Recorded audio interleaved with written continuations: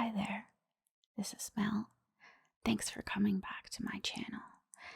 I have decided to take a mini break from The Wizard of Oz, and I should do something perhaps more Halloween related. So I bring to you The Alchemist by H.P. Lovecraft. I hope you enjoy it. The Alchemist by H.P. Lovecraft. High up, crowning the grassy summit of a swelling mound, whose sides are wooded near the base with the gnarled trees of the primeval forest, stands the old chateau of my ancestors. For centuries, its lofty battlements have frowned down upon the wild and rugged countryside about, serving as a home and stronghold for the proud house whose honored line is older even than the moss-grown castle walls. These ancient turrets, stained by the storms of generations and crumbling under the slow yet mighty pressure of time, formed in the ages of feudalism one of the most dreaded and formidable fortresses in all France. From its parapets and mounted battlements, barons, counts, and even kings had been defied, yet never had its spacious halls resounded to the footstep of the invader. But since those glorious years, all is changed. A poverty but little above the level of dire want, together with a pride of name that forbids its alleviation by the pursuits of commercial life, have prevented the scions of our line from maintaining their estates in pristine splendor. And the falling stones of the walls, the overgrown vegetation in the parks, the dry and dusty moat, the ill-paved courtyards, and toppling towers without, as well as the sagging floors, the worm-eaten wainscots, and the faded tapestries within, all tell a gloomy tale of fallen grandeur. As the ages passed, first one, then another of the four great turrets were left to ruin, until at last but a single tower housed the sadly reduced descendants of the once mighty lords of the estate. It was in one of the vast and gloomy chambers of this remaining tower that I, Antoine, last of the unhappy and accursed Comtes first saw the light of day 90 long years ago. Within these walls, and amongst the dark and shadowy forests, the wild ravines and grottos of the hillside below, were spent the first years of my troubled life. My parents I never knew. My father had been killed at the age of 32, a month before I was born, by the fall of a stone somehow dislodged from one of the deserted parapets of the castle. And my mother having died at my birth, my care and education devolved solely upon one remaining servitor, an old and trusted man of considerable intelligence, whose name I remember as Pierre. I was an only child, and the lack of companionship which this fact entailed upon me was augmented by the strange care exercised by my aged guardian in excluding me from the society of the peasant children, whose abodes were scattered here and there upon the plains that surrounded the base of the hill. At the time, Pierre said that this restriction was imposed upon me because my noble birth placed me above association with such plebeian company. Now I know that its real object was to keep from my ears the idle tales of the dread curse upon our line, that were nightly told and magnified by the simple tenantry as they conversed in hushed accents in the glow of their cottaged hearths. Thus isolated and thrown upon my own resources, I spent the hours of my childhood in poring over the ancient tomes that filled the shadow-haunted library of the chateau. and in roaming without aim or purpose through the perpetual dusk of the spectral wood that closed the sides of the hill near its foot. It was, perhaps, an effect of such surroundings that my mind early acquired a shade of melancholy. Those studies and pursuits which partake of the dark and occult in nature most strongly claimed my attention. Of my own race I was permitted to learn singularly little, yet what small knowledge of it I was able to gain seemed to depress me much. Perhaps it was at first only the manifest reluctance of my old preceptor to discuss with me my paternal ancestry that gave rise to the terror which I ever felt at the mention of my great house. Yet as I grew out of childhood, I was able to piece together disconnected fragments of discourse, let slip from the unwilling tongue which had begun to falter in approaching senility, that had a sort of relation to a certain circumstance which I had always deemed strange, but which now became dimly terrible. The circumstance to which I allude is the early age at which all the comtes of my line had met their end. Whilst I had hitherto considered this but a natural attribute of a family of short-lived men, I afterward pondered long upon those premature deaths, and began to connect them with the wanderings of the old man, who often spoke of a curse which for centuries had prevented the lives of the holders of my title from much exceeding the span of 32 years. Upon my 21st birthday, the aged Pierre gave to me a family document, which he said had for many generations been handed down from father to son and continued by each possessor. Its contents were of the most startling nature, and its perusal confirmed the gravest of my apprehensions. At this time, my belief in the supernatural was firm and deep-seated, else I should have dismissed with scorn the incredible narrative unfolded before my eyes. The paper carried me back to the days of the 13th century, when the old castle in which I sat had been a feared and impregnable fortress. It told of a certain ancient man who had once dwelt on our estates, a person of no small accomplishments, though little above the rank of peasant, by name Michel, usually designated by the surname of Mauvais, the evil, on account of his sinister reputation. He had studied beyond the custom of his kind, seeking such things as the philosopher's stone or the elixir of eternal life, and was reputed wise in the terrible secrets of black magic and alchemy.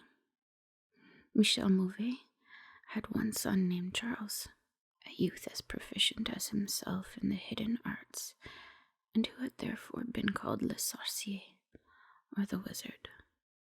This pair, shunned by all honest folk, were suspected of the most hideous practices.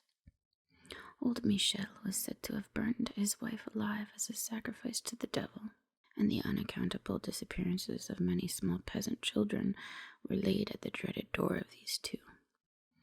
Yet through the dark natures of the father and the son ran one redeeming ray of humanity. The evil old man loved his offspring with fierce intensity, whilst the youth had for his parent a more than filial affection. One night the castle on the hill was thrown into the wildest confusion by the vanishment of young Godfrey, son to Henry the Comte. A searching party, headed by the frantic father, invaded the cottage of the sorcerers, and there came upon old Michel Mauvais, busy over a huge and violently boiling cauldron. Without certain cause, in the ungoverned madness of fury and despair, the Comte laid hands on the aged wizard, and ere he released his murderous hold, his victim was no more. Meanwhile, joyful servants were proclaiming aloud the finding of young Godfrey in a distant and unused chamber of the great edifice, telling too late that poor Michel had been killed in vain. As the Comte and his associates turned away from the lowly abode of the alchemists, the form of Charles Le Sorcier appeared through the trees. The excited chatter of the menials standing about told him what had occurred, yet he seemed at first unmoved at his father's fate.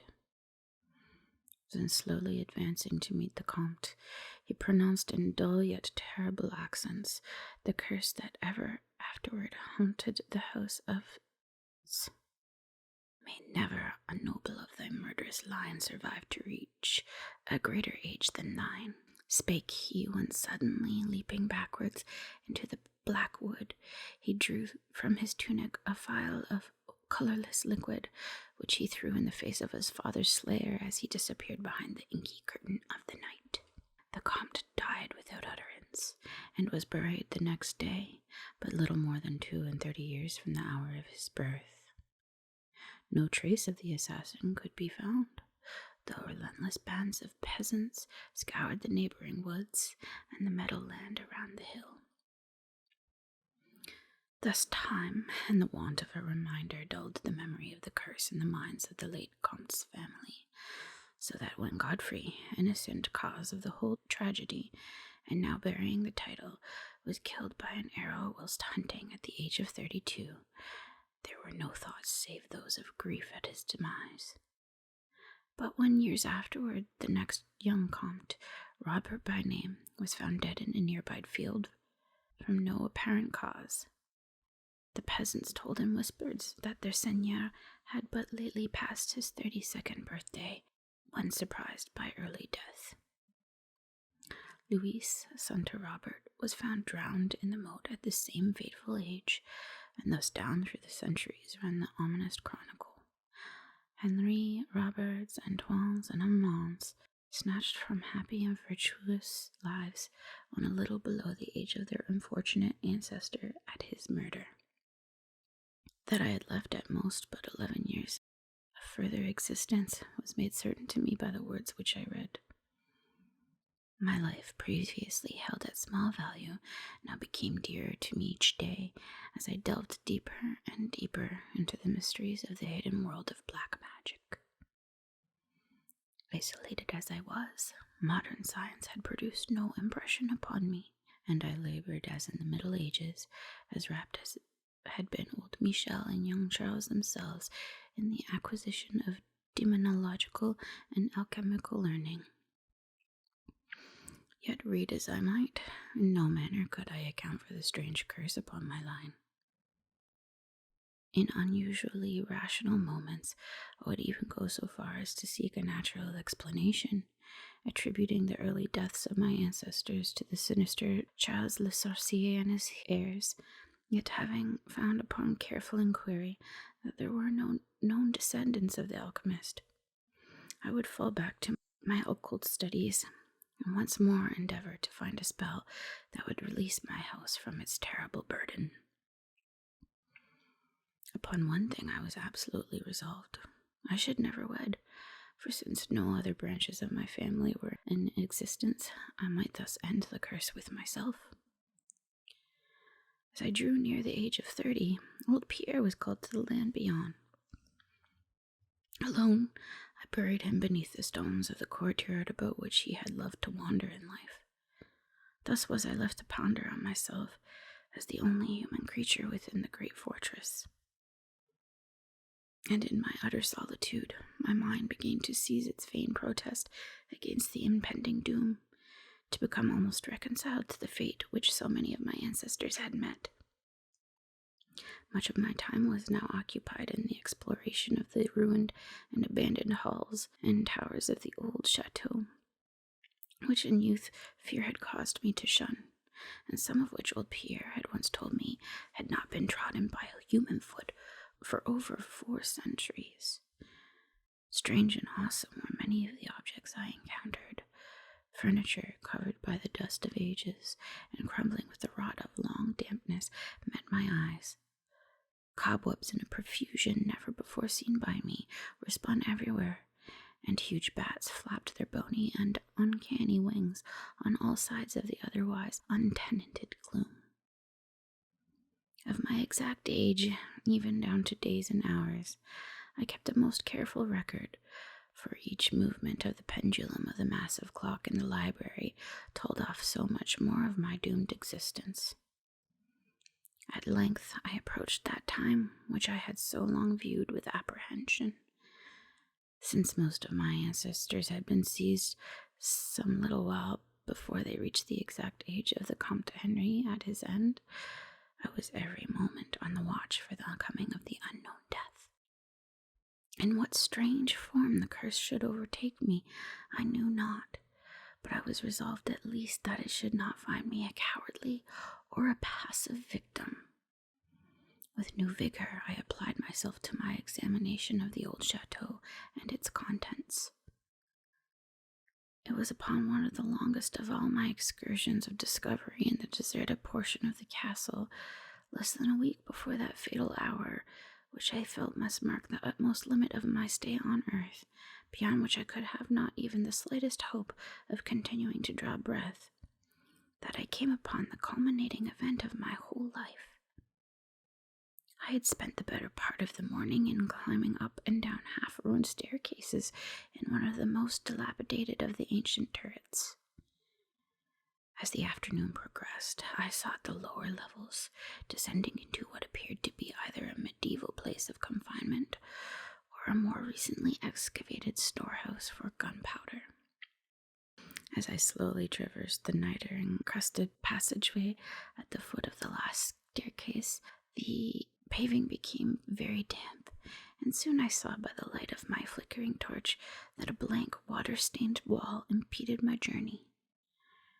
Turning to retrace my steps, my eye fell upon a small trapdoor with a ring, which lay directly beneath my feet. Pausing, I succeeded with difficulty in raising it, whereupon there was revealed a black aperture, exhaling noxious fumes, which caused my torch to sputter, and disclosing in the unsteady glare the top of a flight of stone steps. As soon as the torch, which I lowered into the repellent depths, burned freely and steadily, I commenced my descent. The steps were many, and led to a narrow stone-flagged passage, which I knew must be far underground. This passage proved of great length and terminated in a massive oaken door, dripping with the moisture of the place, and stoutly resisting all my attempts to open it. Ceasing after a time my efforts in this direction, I had proceeded back some distance toward the steps, when there suddenly fell to my experience one of the most profound and maddening shocks capable of reception by the human mind. Without warning, I heard the heavy door behind me creak slowly upon its rusted hinges. My immediate sensations are incapable of analysis. To be confronted in a place as thoroughly deserted as I had deemed the old castle with evidence of the presence of man or spirit produced in my brain a horror of the most acute description. When at last I turned and faced the seat of the sound, my eyes must have started from their orbits at the sight that they beheld. There in the ancient Gothic doorway stood a human figure. It was that of a man clad in a skullcap and a long medieval tunic of dark color. His long hair and flowing beard were of a terrible and intense black hue, and of incredible profusion. His forehead high beyond the usual dimensions, his cheeks deep sunken and heavily lined with wrinkles, and his hands long, claw-like and gnarled, were of such a deathly marble-like whiteness as I have never elsewhere seen in man. This figure, lean to the proportions of a skeleton, was strangely bent and almost lost within the voluminous folds of his peculiar garment. But strangest of all were his eyes, twin caves of abysmal blackness, profound in expression of understanding, yet inhuman in degree of wickedness. These were now fixed upon me, piercing my soul with their hatred, and rooting me to the spot whereon I stood. At last the figure spoke in a rumbling voice that chilled me through with its dull hollowness and latent malevolence. The language in which the discourse was clothed was that debased form of Latin in use amongst the more learned men of the Middle Ages, and made familiar to me by my prolonged researches into the works of the old alchemists and demonologists. The apparition spoke of the curse which had hovered over my house, told me of my coming end, dwelt on the wrong perpetuated by my ancestor against old Michel Mauvais and gloated over the revenge of Charles Le Sorcier. He told me how the young Charles had escaped into the night, returning in after years to kill Godfrey the heir with an arrow just as he approached the age which had been his father's at his assassination. How he had secretly returned to the estate and established himself unknown in the even then deserted subterranean chamber, whose doorway now framed the hideous narrator. How he had seized Robert, son of Godfrey, in a field, forced poison down his throat, and left him to die at the age of 32, thus maintaining the foul provisions of his vengeful curse. At this point, I was left to imagine the solution of the greatest mystery of all. How the curse had been fulfilled since that time when Charles Le Sorcier must in the course of nature have died, for the man digressed into an account of the deep alchemical studies of the two wizards, father and son, speaking most particularly of the researches of Charles Le Sorcier concerning the elixir, which should grant to him who partook of it eternal life and youth. His enthusiasm had seemed for the moment to remove from his terrible eyes the hatred that had first so haunted them. But suddenly the fiendish glare returned, and with a shocking sound like the hissing of a serpent, the stranger raised a glass vial with the evident intent of ending my life, as had Charles Le Sorcier 600 years before ended that of my ancestor. Prompted by some preserving instinct of self-defense, I broke through the spell that had hitherto held me immovable, and flung my now dying torch at the creature who menaced my existence. I heard the vial break harmlessly against the stones of the passage as the tunic of the strange man caught fire and lit the horrid scene with a ghastly radiance. The shriek of fright and impotent malice emitted by the would-be assassin proved too much for my already shaken nerves, and I fell prone upon the slimy floor in a total faint. When at last my senses returned, all was frightfully dark, and my mind, remembering what had occurred, shrank from the idea of beholding more, yet curiosity overmastered all. Who, I asked myself, was this man of evil, and how came he within the castle walls? Why should he seek to avenge the death of poor Michel Mauvais, and how had the curse been carried on through all the long centuries since the time of Charles Le Sorcier? The dread of years was lifted off from my shoulders, for I knew that he whom I had felled was the source of all my danger from the curse, and now that I was free, I burned with the desire to learn more of the sinister thing which had haunted my line for centuries, and made of my own youth one long-continued nightmare. Determined upon further exploration, I felt in my pockets for flint and steel, and lit the unused torch which I had with me. First of all, the new light revealed the distorted and blackened form of the mysterious stranger. The hideous eyes were now closed. Disliking the sight, I turned away and entered the chamber beyond the Gothic door. Here I found what seemed much like an alchemist's laboratory. In one corner was an immense pile of a shining yellow metal that sparkled gorgeously in the light of the torch. It may have been gold, but I did not pause to examine it, for I was strangely affected by that which I had undergone. At the farther end of the apartment was an opening, leading out into one of the many wild ravines of the dark hillside forest. Filled with wonder, yet now realizing how the man had obtained access to the chateau, I proceeded to return. I had intended to pass by the remains of the stranger with averted face, but as I approached the body, I seemed to hear emanating from it a faint sound, as though life were not yet wholly extinct. Aghast, I turned to examine the charred and shriveled figure on the floor. Then all at once the horrible eyes, blacker even than the seared face in which they were set, opened wide with an expression which I was unable to interpret. The cracked lips tried to frame words which I could not well understand. Once I caught the name of Charles Le Sorcier, and again I fancied that the words years and curse issued from the twisted mouth. Still, I was at a loss to gather the purport of his disconnected speech. At my evident ignorance of his meaning, the pitchy eyes once more flashed malevolently at me, until helpless, as I saw my opponent to be, I trembled as I watched him. Suddenly the wretch, animated with his last burst of strength, raised his hideous head from the damp and sunken pavement. Then, as I remained paralyzed with fear, he found his voice, and in his dying breath screamed forth those words which have ever afterward haunted my days and my nights. "Fool," he shrieked, "can you not guess my secret?